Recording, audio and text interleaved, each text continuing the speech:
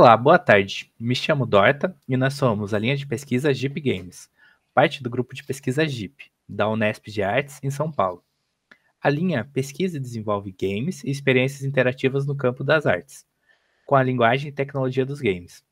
E hoje vamos apresentar o trabalho Reflexões acerca do processo e exibição presencial de ambientes virtuais lúdicos.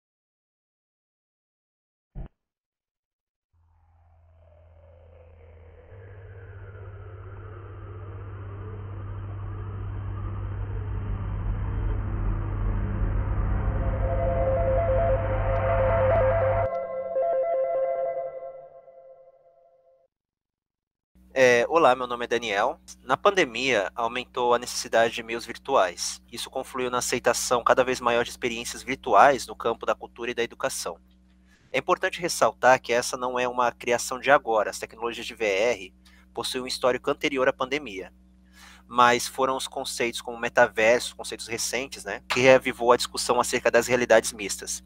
E agora, com a reabertura gradual, nós percebemos as possibilidades do ambiente virtual nos espaços físicos das galerias. Em 2017, eu tive a oportunidade de assistir a obra The Chalk Room, da artista Laurie Anderson, aqui na 42ª Mostra de Cinema do Sesc, em São Paulo, onde eu tive também a oportunidade de, pela primeira vez, utilizar o óculos de realidade virtual e perceber várias coisas interessantes que ele proporciona, as narrativas não lineares, as narrativas abertas, e que isso, naquele momento, se tornou só um objeto de curiosidade. Mas como desenvolvedor e com a pandemia, isso se tornou uma necessidade de construção. Dentro do grupo, a gente tem anualmente uma exposição física e, óbvio que devido à pandemia, isso virou uma exposição virtual. A primeira versão dela, a sétima exposição, a gente fez copiando a galeria, né, em 3D, fazendo toda a modelagem e o dimensionamento espacial. Já no ano passado, a gente conseguiu criar um ambiente completamente impossível de existir dentro da nossa realidade, mas só na realidade virtual. E também a perceber que as necessidades de narrativas diferentes que isso pode acontecer dentro dessa ferramenta, né, dentro desse veículo. O que aconteceu é que nossa maior preocupação foi com o público, que não saberia muito bem, a gente tinha grandes dúvidas quanto a isso, a relação de dispositivo, a relação de navegabilidade, a relação de entendimento dentro daquele mundo. Conforme outros trabalhos que a gente foi fazendo, outros festivais, a gente conseguiu uma verba e conseguiu comprar esses óculos. Hoje a gente tem 2 disponíveis no grupo, onde as nossas experiências pessoais contaram muito para o desenvolvimento. Porém, as nossas experiências, elas não eram suficientes, a gente precisava de um número maior de pessoas, então a gente começou a fazer pequenos eventos onde a gente leva esses óculos para as pessoas, para elas experimentarem.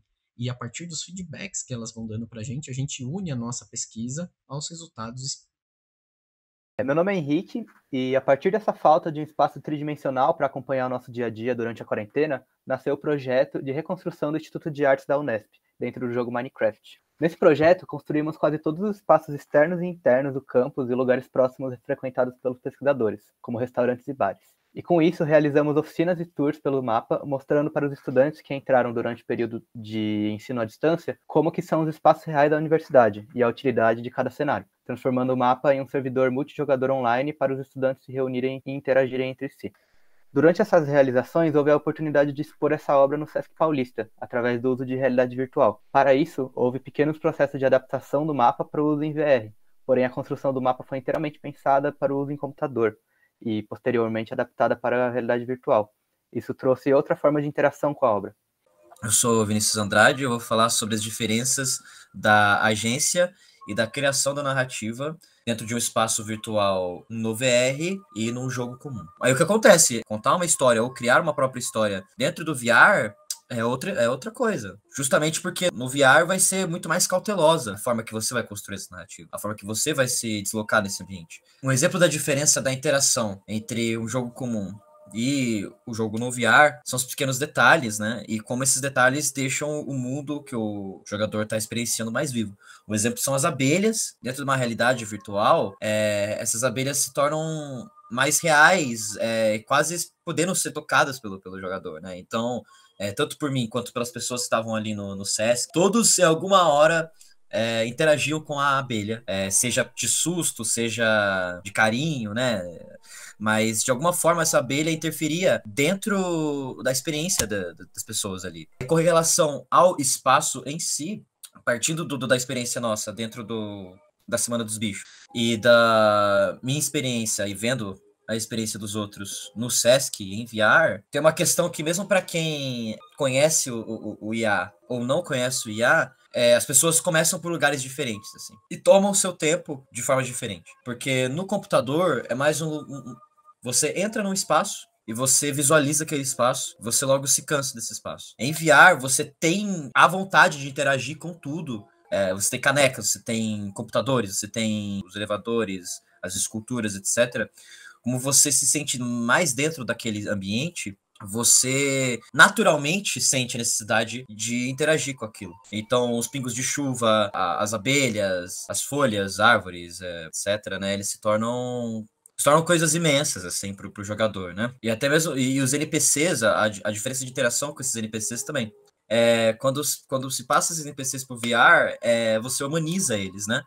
Então tem essa coisa do Agnus, né, professor Agnus, essa homenagem que houve pro professor Agnus, dentro do projeto Informa VR.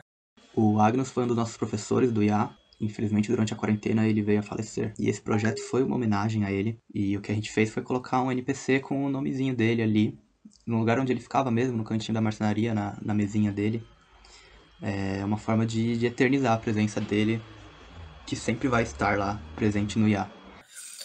Que eu não consegui, eu tive que ir lá e abraçar ele, né? Pra mim era uma forma de eu conseguir me reconectar com aquilo, de conseguir me conectar com essa homenagem, sabe? Então, tipo, no sentido de NPCs e de mobs, etc., a interatividade muda completamente, deles deixarem de ser um tipo de decoração desse cenário pra se tornarem vivos, pra se tornarem seres interatíveis, seres que fazem parte dessa atmosfera, desse ambiente, né? Oi, meu nome é Daniel Hanna, e na construção dessa galeria virtual que se chama Solo uma Noite, eu pensei em como a narrativa pode transformar a experiência do usuário a aumentar a percepção dele sobre coisas que eu percebo em uma viagem de bicicleta. Então eu peguei um negativo de câmera analógica que tem 36 fotos e fiz uma exposição com essas fotos. Para montar essa galeria, eu tive uma preocupação com o level design que traz a intenção do usuário ter um pouco da experiência de como é o ritmo de estresse de uma viagem de bicicleta, mas nessa visita à galeria. Então, em pontos práticos, coisas como rampas estreitas, paredes falsas, uma não linearidade do caminho, fazem com que a experiência do usuário seja bem parecida com mais ou menos como é uma viagem de bicicleta. Outra produção que fizemos foi a vivência em Minecraft com realidade virtual no Sesc Guarulhos, que a gente já fez um mapa pensando em ser usado em realidade virtual. Para isso, a gente produziu um mapa já pensado em curta duração, um mapa que não durasse tanto para a pessoa atravessar, com atalhos, com teleportes para as pessoas não precisarem se locomover tanto usando o VR, já que a gente sabe que o uso prolongado do VR, principalmente andando, se locomovendo bastante nos jogos, pode causar náusea. E salas e experiências mais contemplativas com o usuário parado. Por exemplo, bastante interações com animais para fazer carinhos e olhar coisas, ao invés de ter que ficar andando toda hora. Nessa experiência, a nossa interação com o público foi muito importante para a gente perceber coisas que só acontecem quando você está vendo o seu espaço virtual sendo utilizado.